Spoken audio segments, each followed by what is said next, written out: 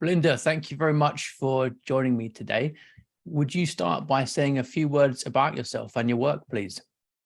Oh gosh, so I regard myself as I suppose, a researcher first of all, and I'm a researcher and a writer, and I've focused over the years on family and sex and gender issues, and on the sorts of topics which mean that it's not really that easy to get a job in academia. I'm not really sure what else to say about myself. I'm not, I don't sort of have much of a career to talk about. So. Well, your work's fascinating and very sorely needed today. I'm sorry to hear that the topics you're interested in make it difficult to get a job in academia, but I'm no stranger to that, having lost my job for being interested in similar topics. Yeah. Now, why is it you think that these topics are shied away from? I think that it's because feminism has gained such a hold. I mean, it goes back probably even further than that, but everything very much sort of starts out with this idea. At the bottom of everything, I think you have to sort of look back, even to early in the last century, to the sort of whole tabula rasa idea, and this idea that we're sort of these human beings, we come into the world with nothing, and we're formed by the environment around us. I know that that's probably going back a bit, but what it means is that there's a real denial of biology, there's a real denial of sex difference. The denial of sex difference is really essential for feminism, because as soon as you acknowledge that we're different, then you can start to explain the inequalities which feminists have always railed against.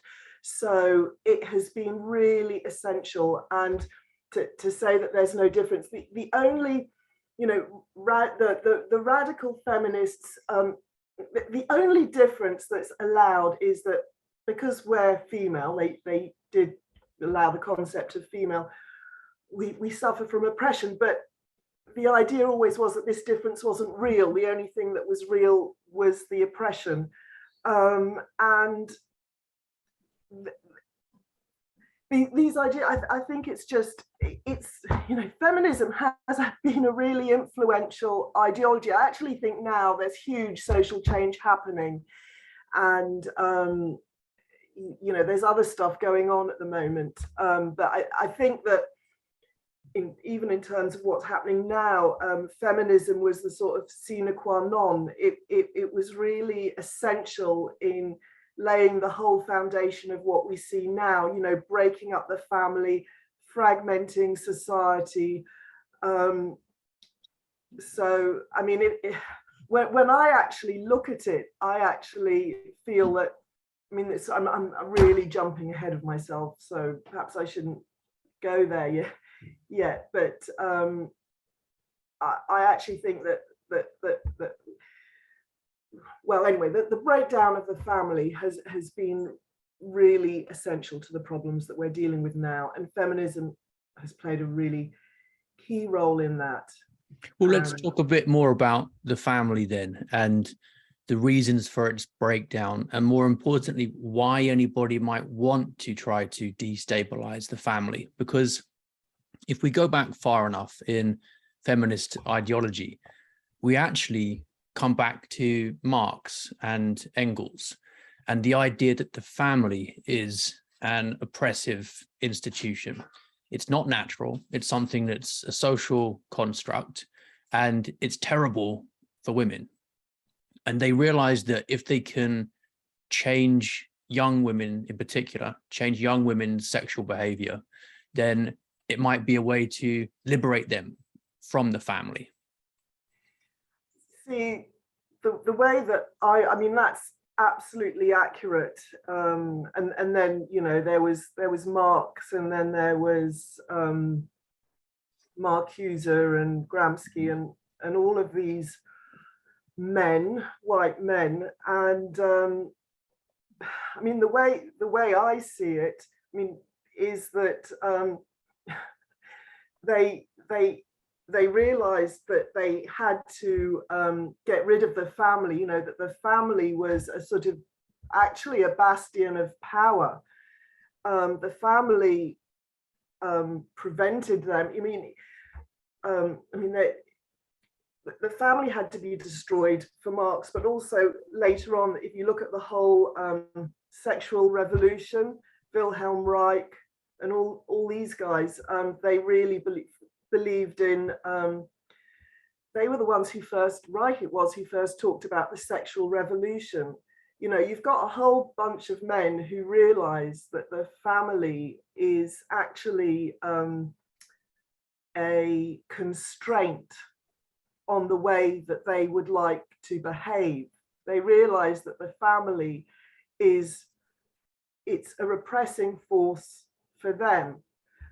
There is also the Marxist angle, but in order to be liberated, they need to get rid of the family. And the way to destroy the family is through women. So the way I see it is that feminists were actually the handmaidens of this patriarchy. I'm using patriarchy in a negative sense there. The way I see patriarchy is, I'm jumping about all over the place, I do apologize, but for me, patriarchy is simply a form of social organization, and you can have good patriarchies and you can have bad patriarchies.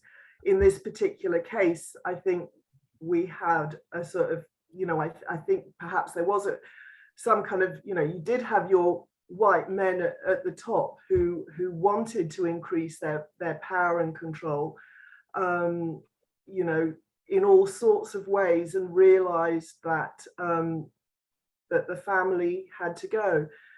And I mean, there are some quite concrete examples. I mean, I'm not making it up about how they, in a sense, recruited feminists. So, for example, I was reading the other day, I was reading about Betty Frieden, and actually Betty Frieden started off with some quite good ideas. You know, the early women's movement was about women being able to work and have children. It wasn't about what feminism is now. It was just how they could combine having their children and working, because there were real difficulties to doing so at the time.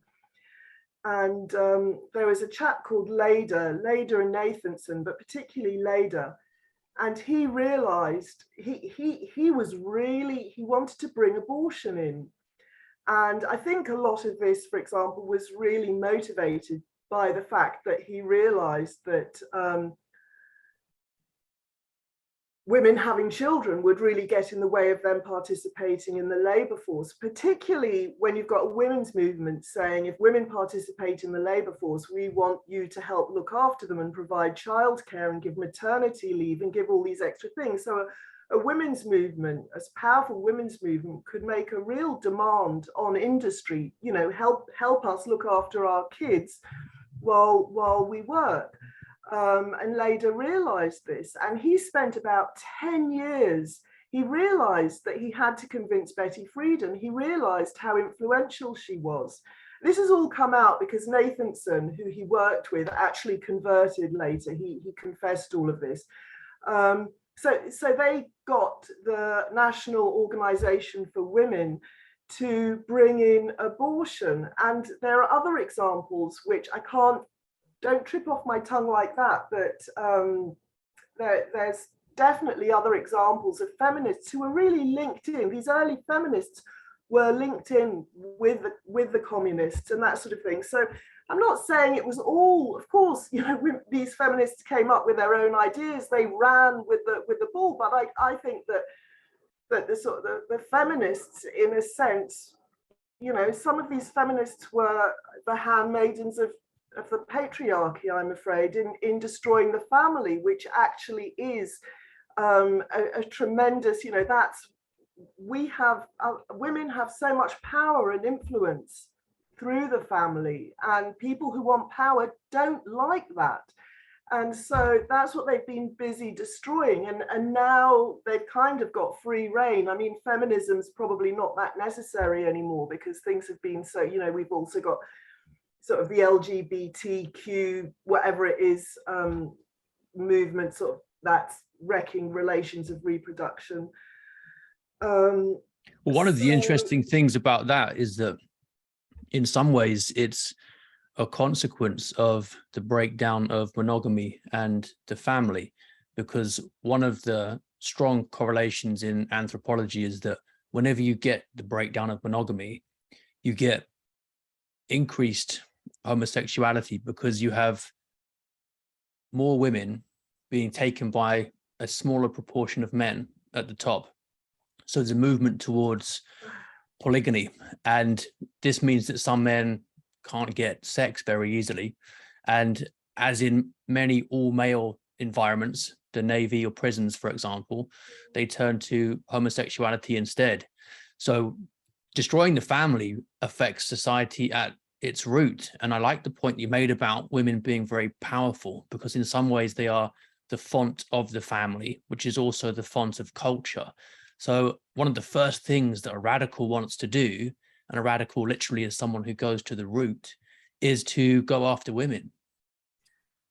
That's really fascinating. That completely is supported by the data, this monogamy and polygamy link, and that makes complete sense. I hadn't actually thought of that. I mean, I think that in a way, the LGBT movement was a sort of parallel weapon. I mean, you know, that feminism was destroying it from one angle. And I think that, I mean, the way that I've understood the whole LGBT thing was kind of, you know, and I'm not saying that that discrimination doesn't exist. You know, of course, I'm not saying that. But I'm just looking, what I am doing is trying to unpick the political motivations for why these movements became hugely, enormously powerful. They became big, you know, they developed big propaganda machines. And you know, and I think that if you are gay, you do probably feel particularly acutely, or some gay people might feel particularly acutely that, you know, they don't fit in with the family, and they see this as some kind of, you know, they have their own reasons for wanting to get rid of it, but also maybe because they don't have children, but they just don't have the same motivations as the rest of us, in the same way as of seeing, you know, the way that I'm jumping, sorry, but you know, if you look at the whole sex education thing, I mean, for the mothers who know about what they're teaching kids in schools, we're just appalled by it. Whereas if you don't have children, you don't feel that as acutely. And I remember, for example, Milo Yiannopoulos, when he changed his view quite. Did he actually adopt that? No, I know it was I think he was partnered at some point, and his partner had a child, and he started actually changing his view. I think I'm right about this, about how he felt about children, and you know, what was going on when he had this partner who had a child. Yeah, that's interesting about monogamy and polygamy.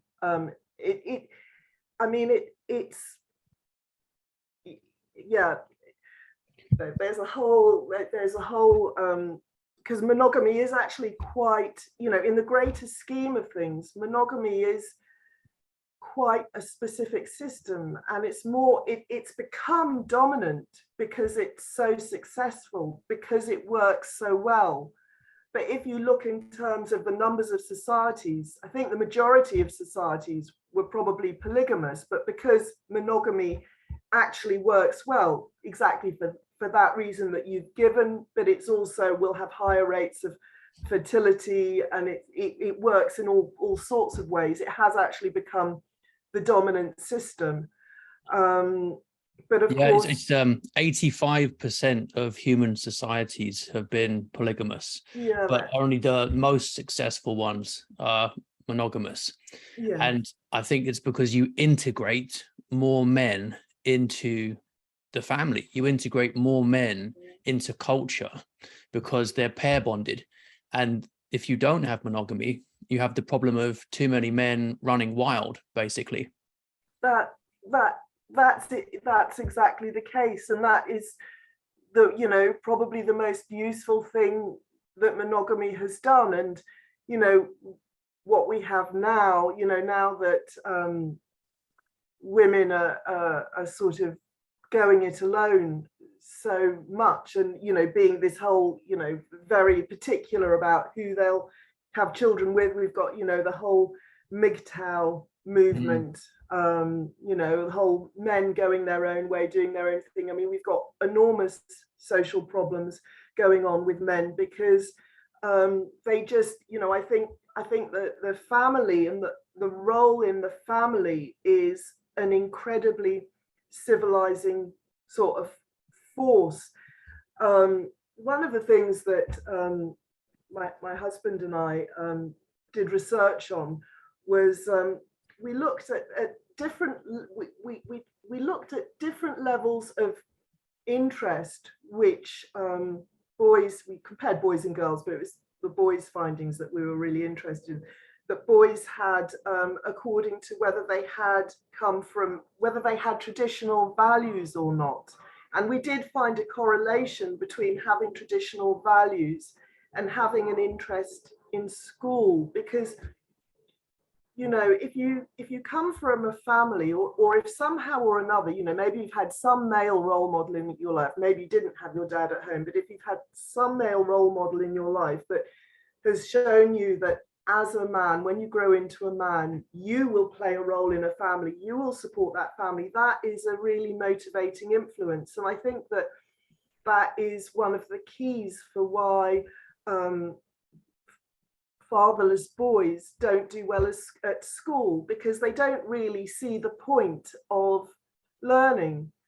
And I think this is a real difference between boys and girls, because I think girls always have a sense, we know from a very early age that we will be able to produce children. And in a sense, we've got this kind of inbuilt sense of responsibility. We don't, it's in our bodies. It doesn't need to be taught to us. And I mean, I remember I remember listening to my daughter and her friend. They were walking along with a little boy. They were about 7 years old. And the two girls turned to the little boy and said something. It was something like, "We can have a baby," you know. And this is and so I think this kind of gives us females a sort of motivation just within ourselves, whereas with boys it needs to be more culturally constructed. I think there's some sense in general in which the female identity comes more from, it's somehow more biologically inbuilt, whereas the male identity, it does need to be constructed. And that's what you see if you know, I'm a social anthropologist in my background, that's what I did my degree in.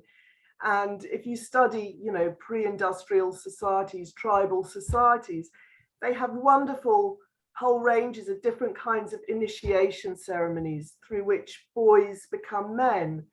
And this is, you know, and this is what we talk about, how this is missing from our own society, and, you know, maybe joining gangs. There are different ways, I think, sometimes even, you know, becoming a father, but that's, you know, getting a girl pregnant. But I think that with males, it does need to be culturally constructed, and we've kind of chucked all of that out. You know, we haven't, I mean, it all goes back to this refusal to try to understand who we are as human beings. We like to pretend that we're just these completely blank slates and that we are formed by society, but we're not. And it's quite interesting, because if you think about that very blank slate idea in some senses, that's almost a more male idea, because if I'm right in arguing that cultural construction is more important for men, do you see what I mean? That blank slate idea, that again, that is a kind of male idea. And indeed, I think, it does underpin the writings of those white men, but actually a more female way of understanding the world would be is, we're biological beings, and the whole of life is oriented, everything is oriented around our ability to procreate, because if we haven't got that, we simply won't exist. This doesn't mean that it's obvious as human beings, all the beautiful, amazing things that we've done, but who we are as human beings is shaped by our capacity to reproduce. And so the differences between male and female, the fact that a woman has to carry a baby for 9 months before she carries it, and then she has to breastfeed it, and then this child will be dependent on her, completely dependent for a good few years, the bond is always there. There's this weird idea in much social research that you stop being a parent when your child's 16 or 18. It's nonsense. You're always your parent your whole life. But, and men can just get someone pregnant just like that. And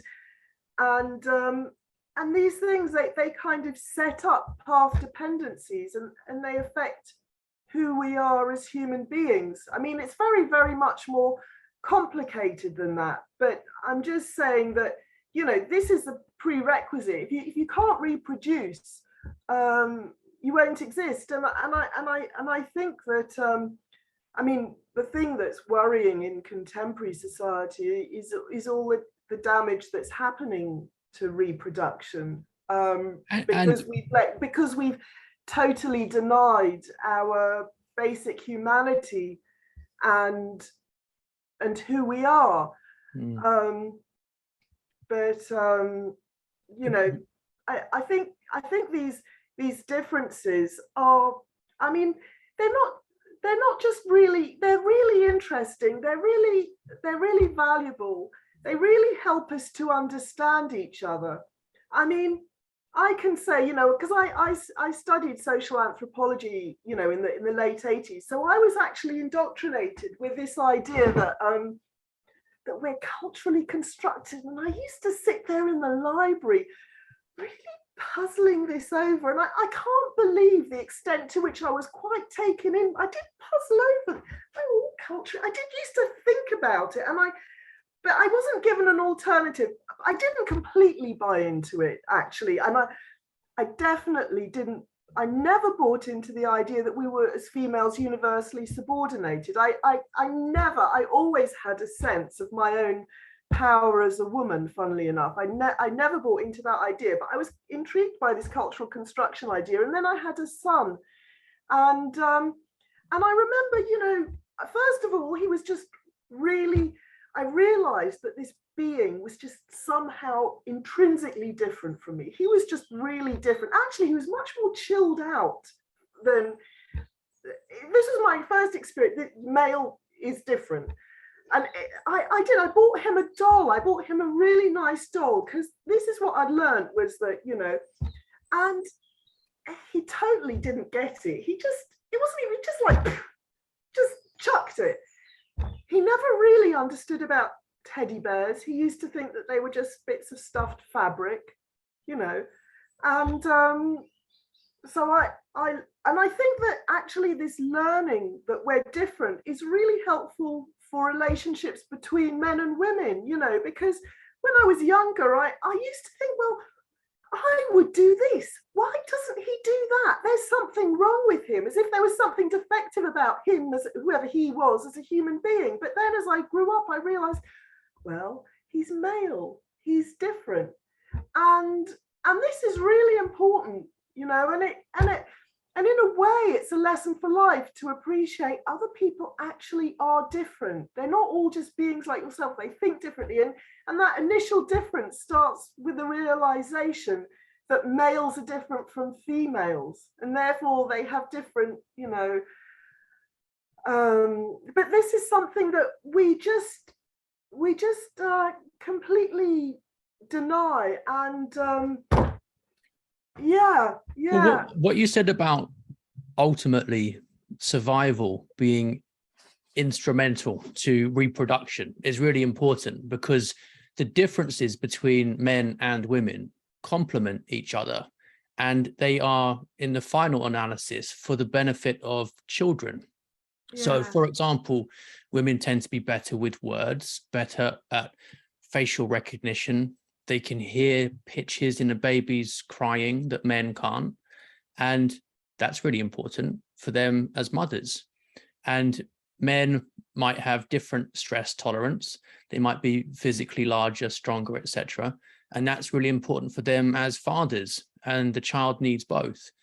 And I was thinking, as you were talking about your sense of the power that you had as a woman and how you've noticed it even in very young girls, being rooted in the capacity for motherhood, pregnancy. It's funny how when you go right to the end of some of these attempts to restructure society, the mother-child dyad is the final stumbling block, like the Israeli kibbutzim and the Soviet Union attempts at communal child rearing. The men think it's a great idea for mothers to give up their children and have them raised by the state. And the mothers say, no, we're not going to do that. We won't go along with your plans. So it's there at the end, as well as right at the beginning, the mother-child connection. I remember noticing about that, reading about that. It's true, you know. It's there, and it's very strong, and it's interesting because it's also it means, and so, and I've read, I was recently reading its book called doesn't matter, it was by a chap called Nicholas Townsend, but it was about men who wanted to be fathers. They talked about how much, and they were fathers, but how much their fatherhood was dependent on the woman. It was the woman who could determine whether they could become fathers. So this was amongst married men, but talking about and it was women who determined, when they became pregnant, so when he would become a father. And once he became a father, what this research showed was the extent to which his wife actually mediated his relationship with his children. So all that again, it puts women in a very powerful position, and it's something that we just don't really talk about. Is the influence that we have there, and but all of this, then it also relates to the male provider role. It's funny because the fact that men provide for their families is seen as something negative. Since Marx, this is about encouraging female dependency and controlling women and all the rest of it, when actually it's about men supporting their families, and it comes really, really naturally to men. And and all the research shows, like from the moment that man sort of actually gets into a serious relationship, it sort of shows his earnings will go up from sort of serious relationship, getting married, having a child. All these things will increase his earnings, because this is what is shaping what the man does. And as well as health and happiness as well. Married men are healthier, happier, and wealthier. Yes. And it's just strange that, if you look at all the data about the way that actually men have been provisioning women, there's a really good book by, have you heard of Martin von Crefeld? Yeah. I mean, it's excellent. But it just shows how women have been, we've been cared for as long as you go back in history. But by some strange thing, we've managed to totally twist this into, you know, oppression.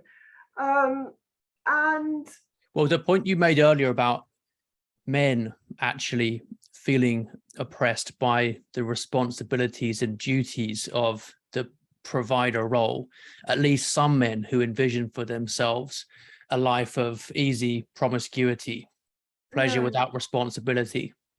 If you want to pursue that, and it's no coincidence that many of the Marxists had this idea that far back enough in human history, it was just a big orgy and the family never existed. And it was a promiscuous community where it was a free-for-all. Not true. There's not evidence for that. Pair bonding is as old as human beings, but they like the idea that it was like that once. And I think the real attraction is it could be like that again. And the terrible irony of the sexual revolution is it liberated men more than it did women, because look at the result. Men are happier about it than women are by surveys. I mean, have you read, there is an excellent book that's just come out by Louise Perry, The Case Against the Sexual Rape. She calls herself a feminist. I don't know why. I mean, I don't, you know, her book is actually such a strong case against feminism. It's extraordinary, but she calls herself a feminist. But it's a tricky one. I mean, I think that, you know, men certainly are, you know, the sort of free-for-all sexual thing. I mean, that suits men way more than it suits women. Ultimately, I don't think anybody's really happier. I mean, although, you know, men are like, yeah, in a way, yes, you're right. They're like, yeah, sure, I'll just carry on. And in some ways they can manage much better without family. You know, I think that there's, you know, men are they're sort of quite self-sufficient and they can go on and just do their own thing really quite happily. I think that's true. I think there are a lot of men who feel at the same time there's a lot of unhappiness among men, you know, the whole porn thing and all of this, you know, it's porn is a pacifier for the man who's no longer integrated via pair bonding, because sex is what motivates men, isn't it, mainly? Is that most men are motivated mainly by sex. That's the thing that gets them out of bed in the morning, and most will earn to try and impress a woman with their income. I mean, all the artistic, you know, creation in the world. I mean, it's, you know, this is the sort of primal drive that is shaping what we do, and certainly the place which we have arrived at is, you know, fits in with male fantasy rather than female fantasy, and you know,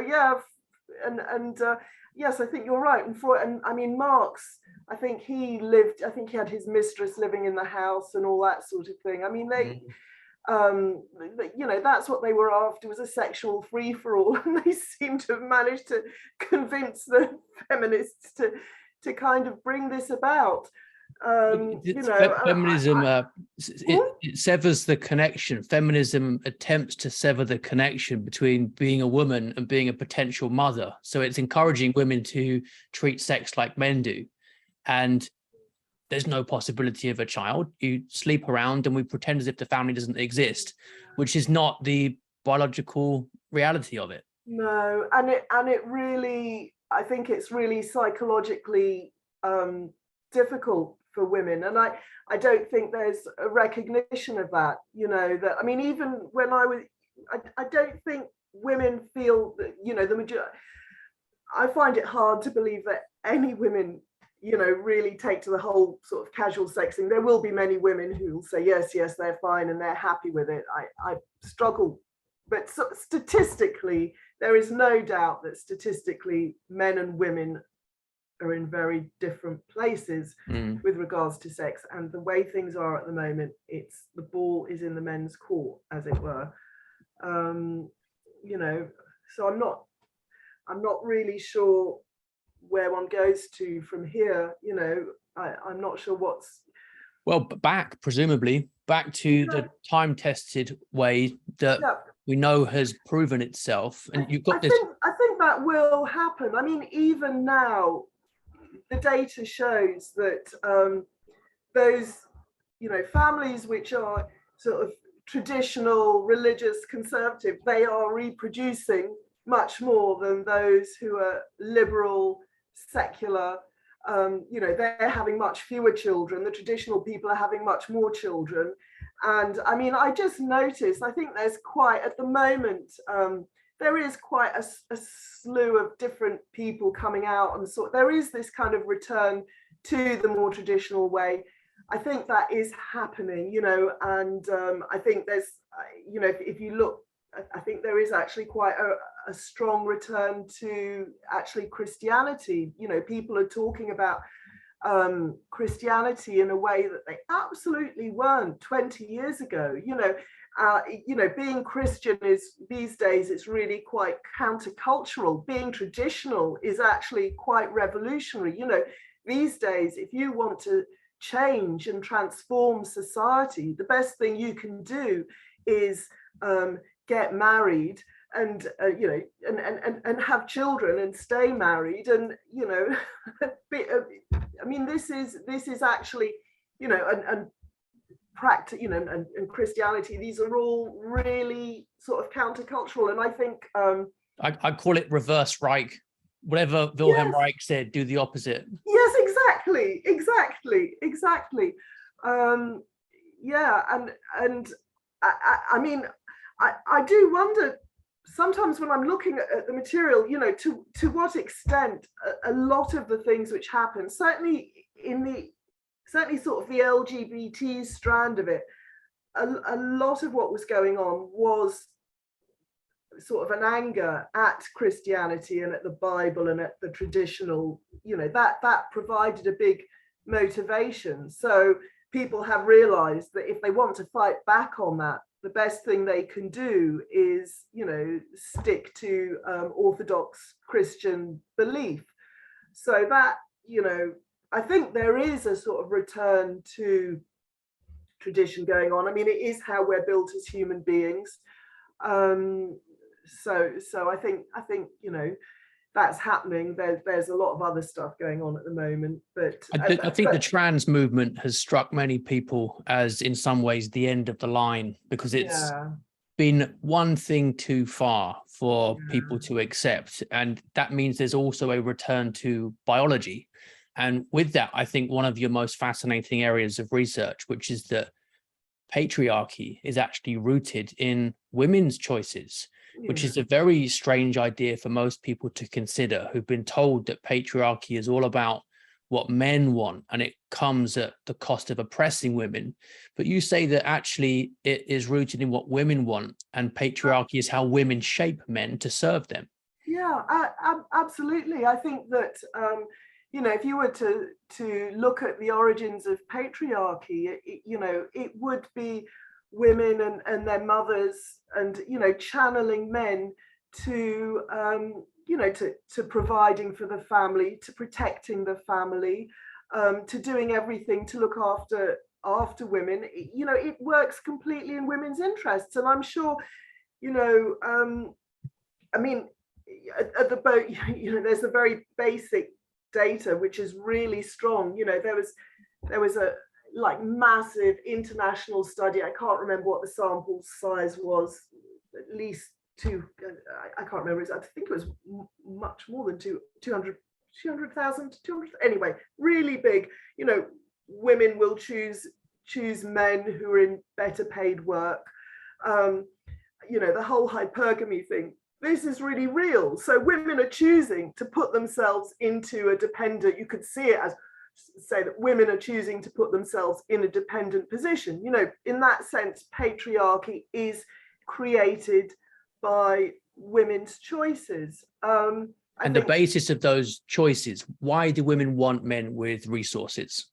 Because it goes back to this, it's about our reproduction. This is it's really, it's incredibly foundational. It's really interesting because this, so women are choosing men who can provide, But this provider role is really at the heart of our humanity. It's really kind of what makes us human.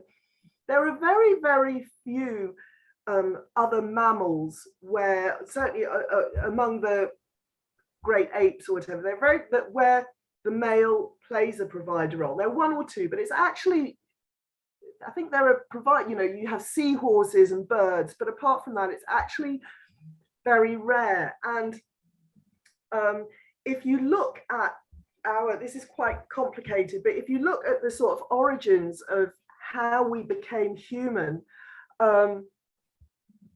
it was really essential because a number of different things. So we became upright. In order to become upright, which of course increased the scope of what we could do, we gave birth early. Can I just say, I'm telling this as a story. I don't know which happened first, but these are the sort of whole, all the different things that go together. So, human beings become upright. We need to give birth early. In order for our offspring to survive, they need to be provided for. We can't, and the human beings have got, we have much larger brains to bodies, and brains require an enormous amount of fat. So that's huge amounts of breastfeeding. Women need to be provided for. So we would not have been able to become upright and give, and which entailed giving birth early, if we hadn't had male provisioning. Male provisioning also meant that human babies could have these extended childhoods. So if you look at, like, say, chimpanzees become, I think their young are able to reproduce when they're about 6 years old. With human beings, it takes a much longer time. And this allows for us to acquire language and acquire culture. So in this way, male provisioning is really central to us also acquiring all this language and culture, which is so essential to who we are as human beings. So I think it's really, I know I was saying that males are culturally constructed, but I think that this provider role thing is really, really deeply built into men. And I should say there are different ways of providing, there's food, there's shelter, there's education, skills, discipline. There's all kinds of things. But males, without it, we wouldn't have. And there was also something, I can't remember exactly how it goes, but because human mothers gave birth, so the human baby was born very premature compared to all other animals. And this also enabled us, for some reason that I can't, to develop bigger brains. I can't remember how it all ties in together, but it's really at the very heart of who we are as human beings. And I think it's really interesting. I've actually I'm also really, I am actually really interested in the role of Christianity, because in Christianity, God, it's God insists he is the Father, and I think this is really hugely important, in saying this is the role that needs to be culturally elaborated, culturally constructed. Men have a strong sex drive naturally, stronger than women. You don't need to put much effort into culturally constructing men to want to have sex. No. And as far as I understand it, the pair bonding role originates in protecting the woman from unwanted sexual advances from other males. But the provider role is the one which is built on top of that and requires much more cultural effort. Yes. And it's exactly what you're saying, because providing can also be education because of our extended childhood and the fact that we don't acquire culture via our genes. The human child, unlike a monkey or a crocodile, doesn't have everything it needs in its DNA because it has an intellect, it has a mind. So that's one of the roles of the male in humans, which you don't get in chimpanzees. So people who see the human male as being, as they put it crudely, just pump and dump, and you impregnate and walk away, that goes against what it means to be human on the most fundamental level, which is why it produces such disastrous consequences socially whenever it's tried. Yeah, absolutely. You know, and it's reflected so strongly in the data. You know, fatherlessness just has a multitude of so many different negative impacts. You know, and having the father around has so many positive impacts. And it's even the case that, so for example, there was one anthropology paper that was drawing attention to the importance of allo parents. So it's certainly true that, you know, if you're looking at raw calories, it might not necessarily be provided by the man, and they focus on the role of the siblings and the grandmother and all the rest of it. But then there's another paper which shows how important, you know, actually the allo parents, i.e. these alternative, you know, the siblings, the friends or aunties or whatever, they maximize what they do when the child's father is around. So even working in that way, that you know, children just do so much better when they have a father. So yeah, it's really interesting, and here, you know, we live in a society which is just determined to pretend that we're kind of, you know, women just independent and complete in ourselves. It was like, I can't remember whether I mentioned it before you started recording, but when I was doing this, just before I spoke to you, I was doing this interview with Emily Sheffield at LBC, and we were supposed to talk about women in careers and how much importance they attach to careers. And I started talking about, well, this will be influenced by whether they have a husband who can, a well-paid husband or not, because if they've got a well-paid husband, they'll often tend to work part-time, and this will affect their choices. And I actually was cut off. And I think there's this whole idea, I think as women, we like to present ourselves as these completely independent beings. You know, we ignore, we pretend, you know, the fact that we've got a husband support, we that's all, you know. It's funny because feminists always talked about women being invisible, but what we've really done is make men completely invisible. And this actually has really serious consequences for inequality, because what ends up happening is that actually, if you look at the data, what's the difference between the rich and poor is that the rich are married and the poor aren't. You know, it's simple. It's two incomes, but we never all we end up doing is, oh, let's focus on increasing women's employment because, you know, these men are so feckless. But that isn't what makes the difference. What we should be doing is focusing on marriage, because if we focused on marriage for everybody, you know, for all adults, then that is the way towards equality. That is a much more significant variable in determining your, you know, the outcomes of your children, obviously, because it's related to the fatherlessness that we've just been talking about.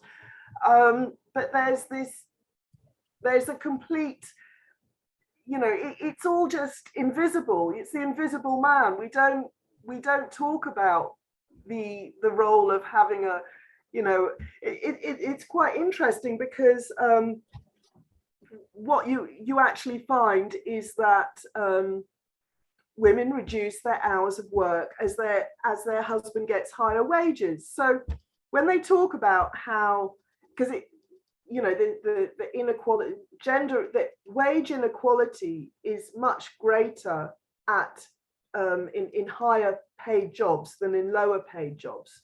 So it's more privileged women who've been driving the wage inequality thing. But what's actually going on is that these women have got husbands with decent jobs, and so they're working fewer hours, so they're less likely to be promoted, etc., etc. So it's not actually about wage inequality, it's about marriage privilege, actually. But that's something that we just pretend we're just these independent beings, you know, and ignore that. So yeah, that's one of the things that people didn't expect, isn't it? When you give women the luxury of being able to choose between career and motherhood, most of them, to the frustration of feminism, will prioritize their families. They don't want to live like men. Yeah. Well, it's interesting because if you look at, you know, wherever you've got kind of more developed societies, wherever you've got more advantage, there are a number of areas in which you see sex differences increasing. So if you look at choosing, so for example, women choosing to study sciences, women in more developing countries are much more likely to choose to study sciences because they know that, you know, they are focusing on how they will earn money later on in life. So they stick with choosing sciences. And then in more advanced societies where we're all quite well off, women will be less likely to choose sciences, because the research also shows that if you can choose between sciences, because girls tend to be, they're more likely to be good at sciences and arts, whereas boys are more likely to be just good at sciences. But people who are good at both things will tend to choose the arts.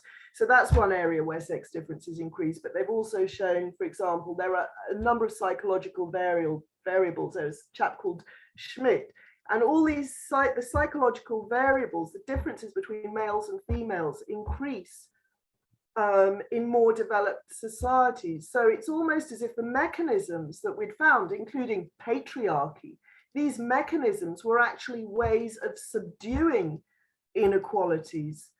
And as we get rid of these mechanisms through, you know, processes of development, the inequalities go up, which again is completely not what feminists had in mind. Yeah, when a theory produces results that contradict it, it should lead you to ask questions about the theory, unless you're so blinded by ideology that you're still hell-bent on trying to reshape reality to fit the theory rather than the other way around.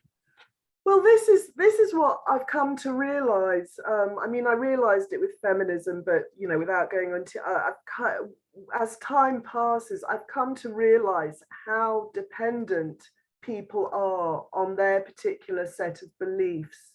You know, and I think it's this, and I suppose it's because we live in a predominantly secular society, and there's a sort of, you know, and people will kind of, whatever their particular thing is, they'll elevate it, they'll give it too much importance because, you know, they don't have a sort of religious beliefs, or because I actually think that's another part. I think it's quite a natural part of another part of our human makeup in my version of events, the way I understand it. I think actually believing in God, having faith, all those things, I think they're also quite an integral part of being human. I sort of realized this when I was studying anthropology, because, you know, it's all these sort of tribal societies or whatever, you know, they all, you know, religion was a big part of what you studied in anthropology. And when I went to India, and I realized how bizarre it was to these Indian people that there were people who actually didn't believe in God. And then I sort of came to realize that, anyway, I'm going on to another topic, but I do think, you know, it does relate to the feminism thing, because I think it becomes a really deeply held belief. And I think it becomes an idol, ultimately. And you're totally right. I think that there's that natural religious impulse, because you've got people giving the capital letter to something, whether it's science or climate or equality or some imagined heaven in the future that they're going to create. The religious impulse is there. It is. And I feel like with feminism, it's particularly strong because I do think that women have a tendency to, what's the word? It's agreeable. You know, that's what Jordan Peterson. We're more agreeable. We don't, you know, and there. What was the name of that American politician? She said there's a special place in hell for women who don't support other women. I mean, women who criticize feminism are seen as not supporting other women. But, you know, and this is why someone like Louise Perry can write this book, which shows the absolutely devastating consequences of feminism. Devastating. And yet end up calling herself a feminist because at the bottom line, women are scared to go around disagreeing with other women, and so there's a sort of natural female solidarity thing, which I think men just don't have in the same way. I think men don't really understand that, you know, that, and I mean, I don't know why I don't. In my case, actually, it was through long conversations with my husband Jeff Dench, because I knew that I didn't agree with all this feminist stuff. Actually, I knew I didn't, and I used to say to him, well, maybe I could just portray all these different ideas and call them feminist, and you know, and I'm ashamed to say, you know, and that way, you know, these ideas will take root. And he was like, no, feminism means this. And you can't, you know, that it's dishonest. So I have to admit that I had some, I mean, I know I didn't sort of call myself a feminist, but I do remember having this discussion because I knew that would be a much easier route to take. You know, if you call yourself feminist, everything will be easier. And probably if she hadn't called herself a feminist, her book wouldn't have been published by Polity. So I think that's certainly a factor. It's a bit like how any member of the proletariat who wasn't a member of the party wasn't really a member of the proletariat at all. There are no non-communist workers, and there are no non-feminist women. They just don't exist. Yeah. No, that's right. You know, so I wanted to bring you back to something you said about fatherlessness earlier and its wide-ranging social consequences. One line of thought that you've developed in your writing is that being a mother has increasingly become the yardstick that we now measure being a parent by. And you've mentioned that men can also be nurturing and tender, but it might look different from how it looks when a woman is nurturing and tender. So a man might be working long hours, for example, and that's his way of showing love for the family by providing resources, security, etc. And you've got this really fascinating concept that the father is a bridge between the private realm of the home and the public realm of wider society, and has a foot in both worlds, as it were, and can help the child to navigate that transition. Now, what are some of the ways in which fathers do that? And if we don't have them, how do children suffer? No, I do think that men that fathers play this very important role, and I think that to understand how they're able to play this important role, we do actually have to look back at sort of the origins of who we are as human beings and our relationship to sort of procreating new life, and the fact that, you know, women give birth and look after our children in a very direct physical way. We care for our children, and men have a one step removed from that. They care for that unit and they are providing for that unit, but they're also linking together with other men to protect their families as a group, and getting together with other men in order to hunt. So, and I just want to say, you know, I know many people could listen to this and they could say, oh, it's all just this, you know, it's all just idle speculation, but everything I'm saying has got loads of research to back it up. You know, there's loads of research to show that boys prefer groups, girls dyadic structures, you know, all kinds of things. So it sounds like I'm just speculating, but actually it's got research. So the way I see it is that men are more involved in forming this wider society to protect their family units together with other men. So in you know, in this way, a child is like sort of an expression of no, I can't remember what that, but so there's this different relationship, and so men are more involved in forming society, and I think that they help to, because they have a wider range of skills, they can help to bring the child into that wider society. And I think this is, I mean, what are some examples? I'd have to read the article I wrote, because I did write quite a lot about it. But for example, fathers will do, they sort of play games. They're good at teaching rules. And this is quite interesting, because if you read Benenson's really good on this. Boys have got an absolute fascination with rules. She did loads of studying of children playing. Girls played in one way, but boys, they would get together and they'd spend hours discussing rules.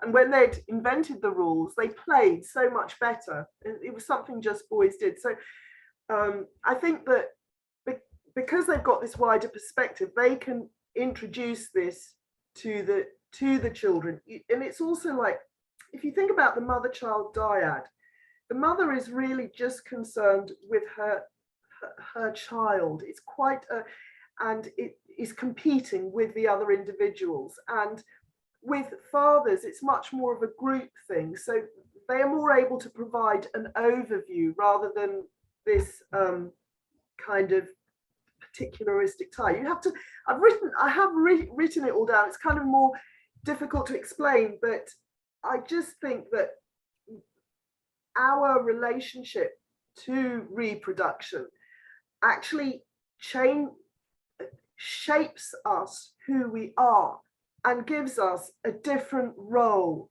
as mothers and fathers. And both of these roles are equally important.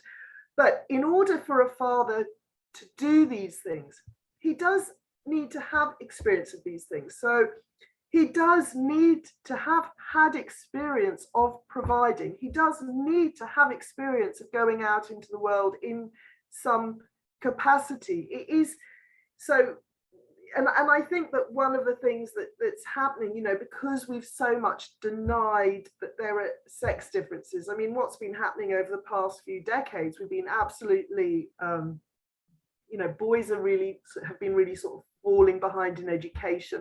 We've been doing everything that we can to promote the position of women in the workplace. As soon as women have children, males do overtake again. But I think it is actually, you know, it's the whole trajectory thing, as it were, you know, what a father is formed out of these social roles, which are formed out of the biological imperatives, out of the differences between males and females. And it's quite interesting, because there's this assumption that, you know, you have to, that men should do as much childcare as women. And I think even and men also, some men, you know, I think actually probably the vast majority of men certainly wish that they could spend more time with their children. I think this is a common, you know, this is men wish that they didn't have to go out to work, and of course, or for such long hours. And but it's quite interesting, because this book I was reading, these men were talking about their own fatherhood, and they were talking about their own fathers, and they'd all had these fathers who were out at work, but they had absolutely loved their fathers and absolutely felt loved by their fathers, and had a very, very strong bond with their fathers, and actually talked about their fathers more than their mothers, although they loved and respected and adored their mothers as well. They weren't saying better, but what I'm trying to say is that in order to be a good father, you don't actually need to spend the equivalent amount of time with your child. These are two different roles and they have different inputs. So you don't have to spend as much time with your child to be a good father, because it's a different kind of role.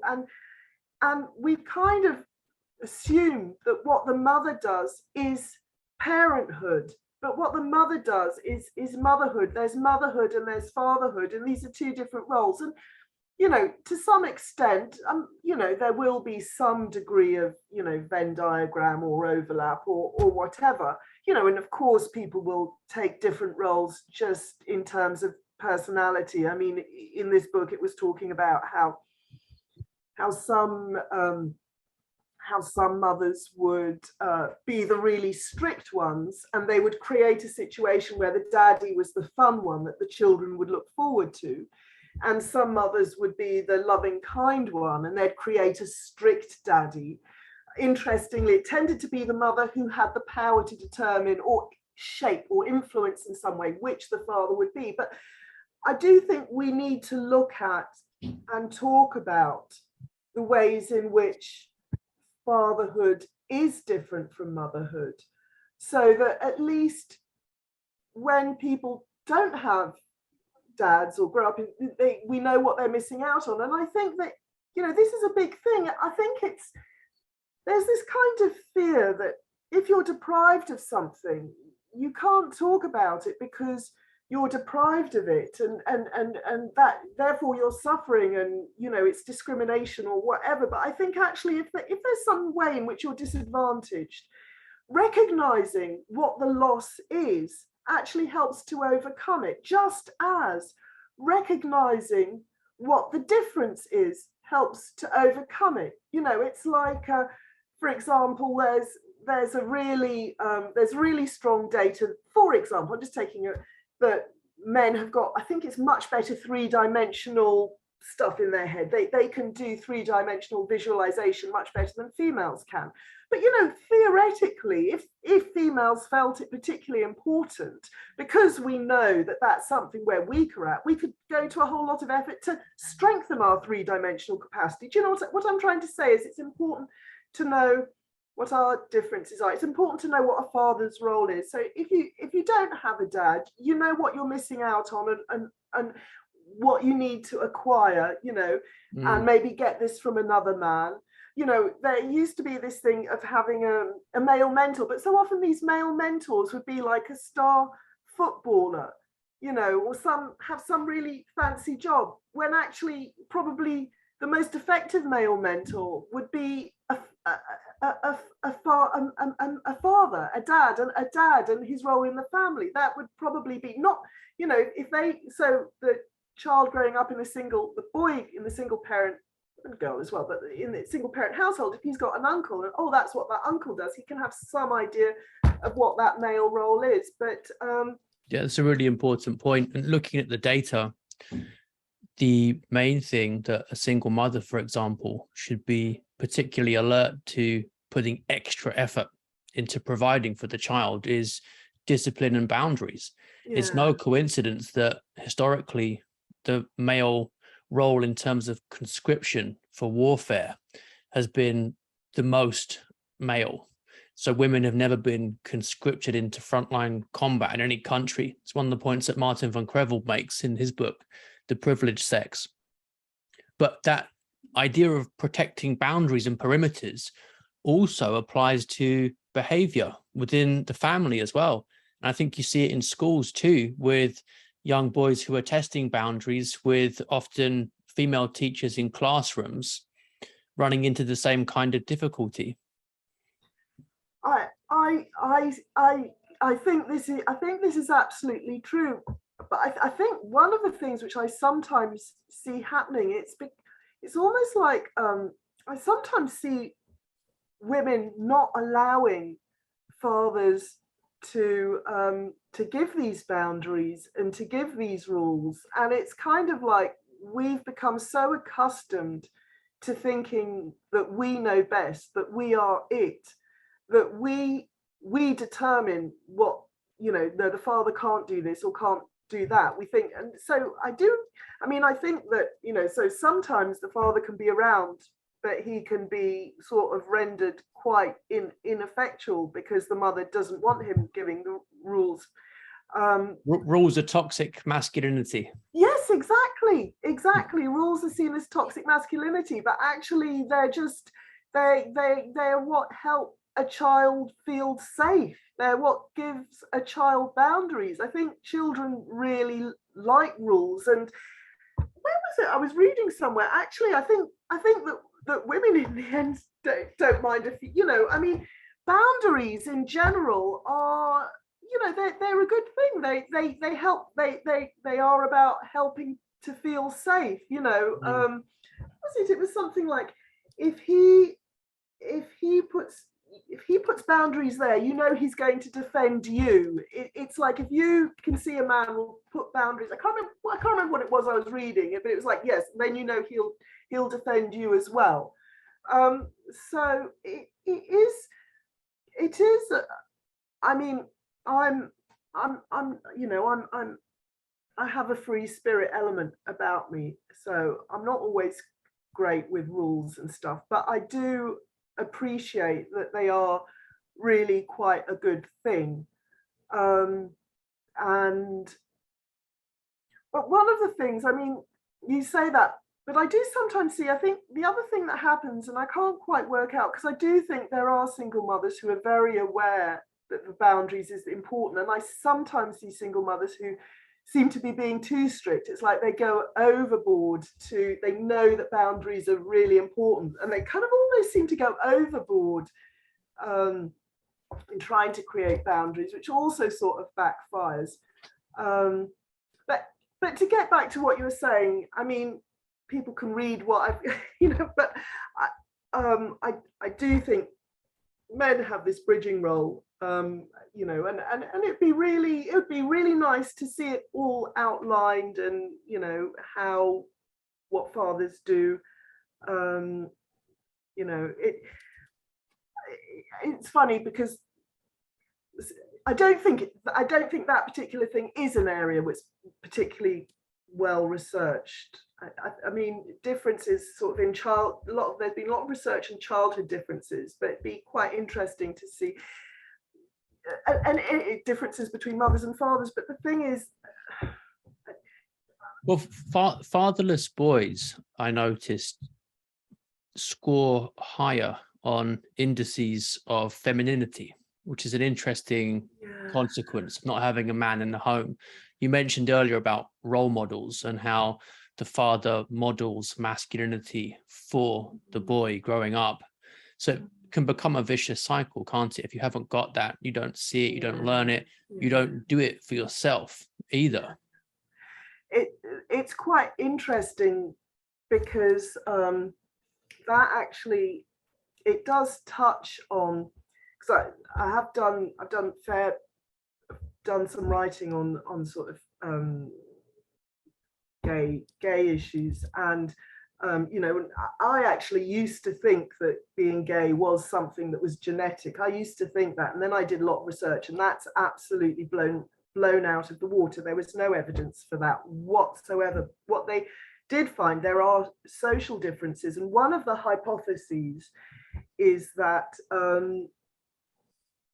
homosexuality occurs when when a male, well, let's talk about male gayness. I'm not saying, when they have difficulty bonding with their father.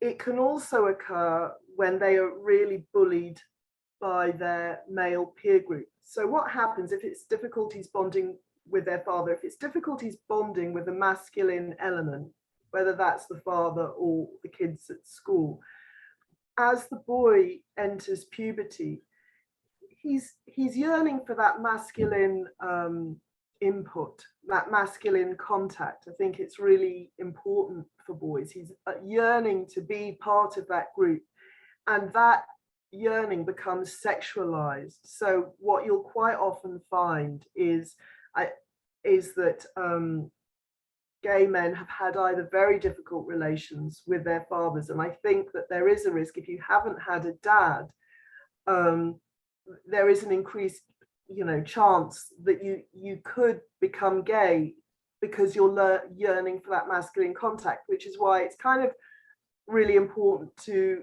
provide those roles for boys, so that they do have, the masculine contact without it becoming eroticized.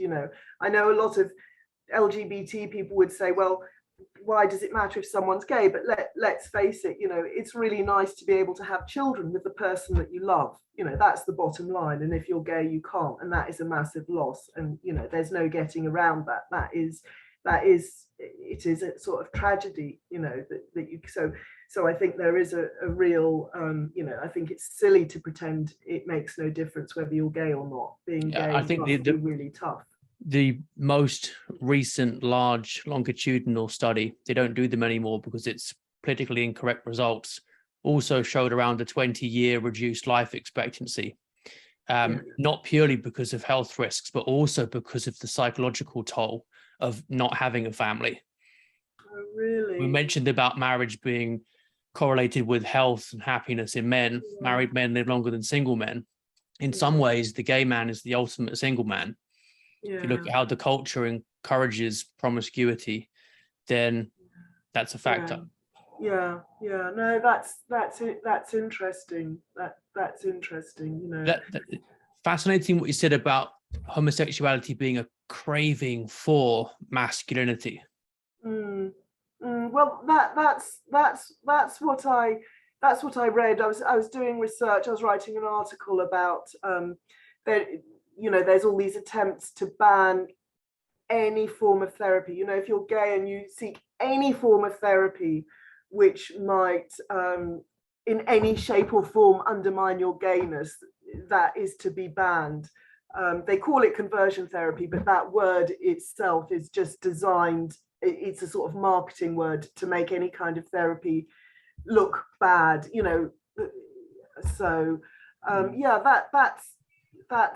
that's certainly what some people argue it is. And when I've spoken to this sort of connection which was missing with the father can be important, but it's not my area of it's something that I've read. I wouldn't big it up, but it's just something that I've read. So what would you want schools to be teaching young boys and young girls now then?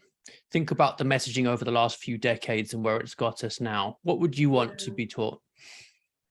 I think that, I think the most basic thing would actually be to explore the ways in which we might possibly be different from each other. I think that would be a great source of sort of developing and understanding. And I think it would be fascinating because there's the social things, that kids would all be able to talk about, but there's also, I'm always reading about really interesting little sort of biological facts, which I can, from babyhood, like boys have got really different hearing and our eyes focus on different things. And I think there's a whole wealth of really fascinating information where we can learn about each other by learning about our differences. That's something that I'm really, I think would be great.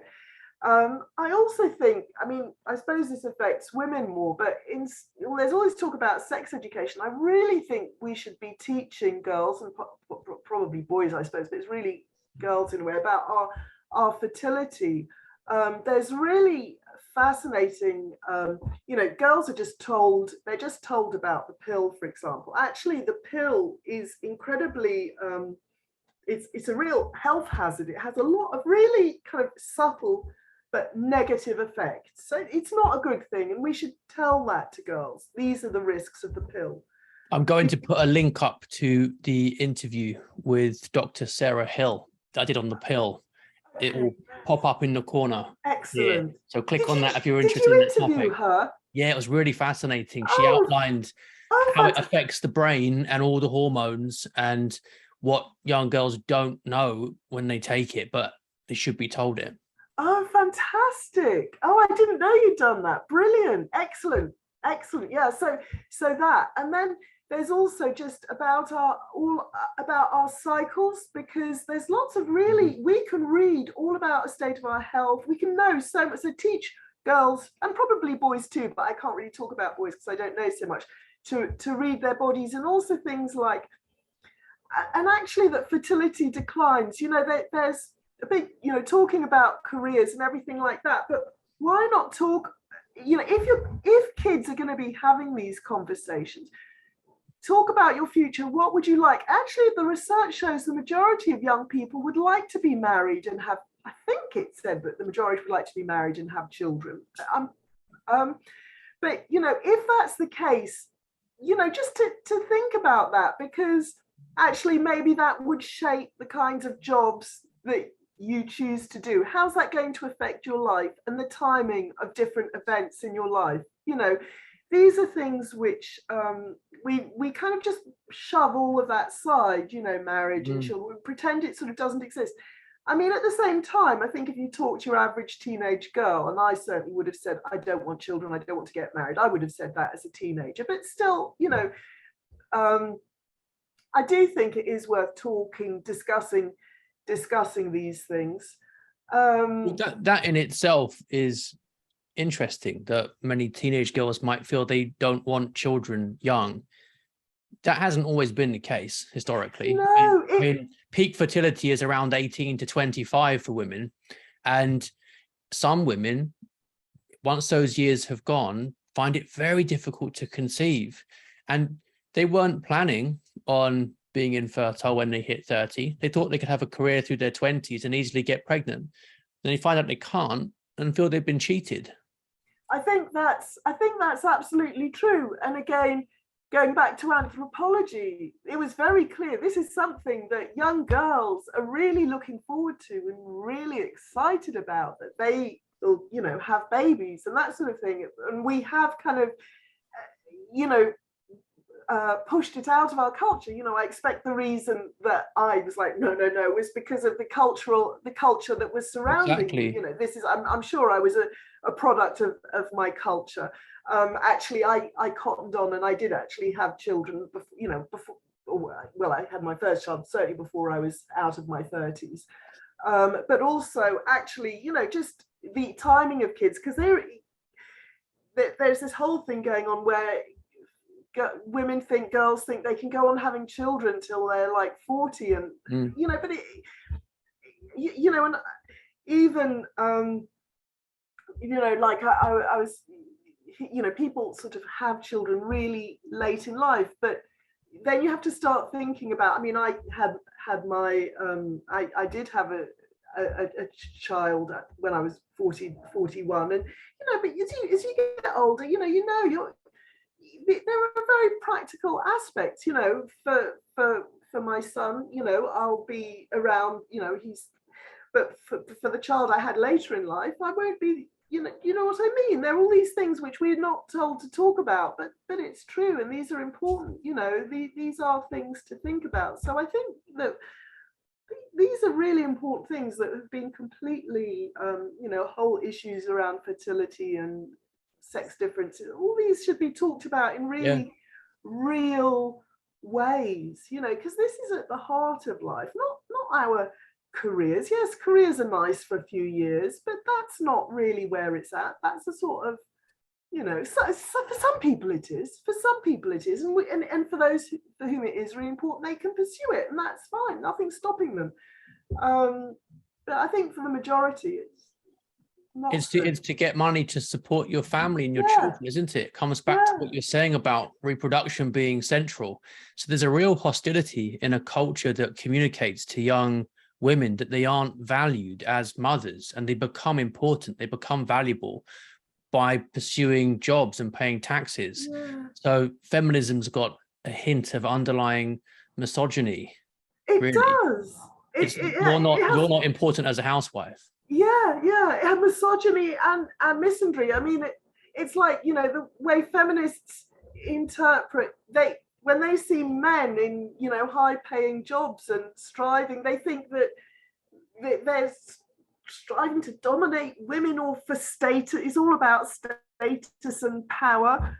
talk to these men. It's not. It's because they want to look after their families. That is absolutely number one. They're doing this for their families. And I don't know where women get this idea about, you know, maybe that's why, is that why women are striving for these jobs? I don't know, but they don't. So there's not, on both sides, there's an ideology, which feminism, which hasn't been understanding men very well and hasn't been understanding women very well, and there's a lot of catching up that needs doing. Yeah. And to come back to the point that you opened with, although feminism was mostly fronted by female figureheads, at its foundation are actually men looking to undermine the family to bring about revolutionary social change. Yeah. So it's a mistake to blame it all on women. I think that would be to fall into the mirror image of it and to commit the same mistakes. Yeah, I think that's absolutely true. You know, it's men, and men were also responsible, and it's kind of interesting thinking about it, because in some sorts of ways it was the kind of negative patriarchy. You know, there are a few powerful manipulative men at the top, and this is something we still have today, who are able to reap enormous social change and enormous social havoc, you know, and I can go around blaming the feminists when actually they've, in a sense, been the puppets of this patriarchy right at the top. You're always going to have patriarchy. It's just whether it's good patriarchy or bad patriarchy. Exactly. But there is one other thing I'd like to say. It's absolutely true, but I think that what is important to a good patriarchy is where you've got good links between the family, your family patriarchy, and your state patriarchy. And if these two things are coordinated and linked together, then you might have a nicely functioning patriarchy. Do you know what I mean? Where the state is formed around the interests of the family, and that's why the family really needs to be strong, because then it can shape the state. But what feminists have done is, as we've been discussing, destroy the family, which has left this incredibly powerful state at the top, which is what we're left with now, where we've got, you know, your World Economic Forum and World Health Organization. You know, you've got a few really powerful organizations at the top with huge, you know, having a huge influence, and the bottom has just not been. And you can actually see, when you're a researcher, you can see, it's top down. You can see how the World Health Organization has been shaping sex education, for example, whereas it should be families saying this is what we want to do. So I think this is the conflict between the totalitarian state and the family that has featured throughout human history, even in fictional utopian states where the children are taken from families at birth to achieve total equality. Atomize everybody and ruin the family as the final bulwark against totalitarianism, because otherwise it's always going to be that last frontier that it can't cross. Absolutely. This has been a really fascinating interview. Thanks so much for all the insights, and I will put an outline of some of your articles that we've touched on over the course of the podcast for people to explore your ideas further. Where can people find out more about your work? I've kind of put most of it on my academia link. So if you look up Belinda Brown on academia, and of course The Conservative Woman. So The Conservative Woman is now called TCW Defending Freedom. It actually changed its name for good reason. So it's called TCW Defending Freedom. But I think if you look up The Conservative Woman, you'll find a lot of my writing there, and you'll find other stuff on my academia site, Belinda Brown. So yeah, because sometimes I'm not really good at explaining things. That's why I like writing, because it helps me to get the ideas a bit clearer. I think this will be tremendously beneficial to people listening. Lots of exciting ideas to explore. I think you explained it well. Hope to speak to you again sometime, and I will be sure to put lots of links to articles that will help people explore your ideas further. Thank you very much. Thank you so much, Will, for interviewing me and giving me a chance to say my ideas, because it doesn't often happen. So I really appreciate that. Thank you very much, and all the best to you.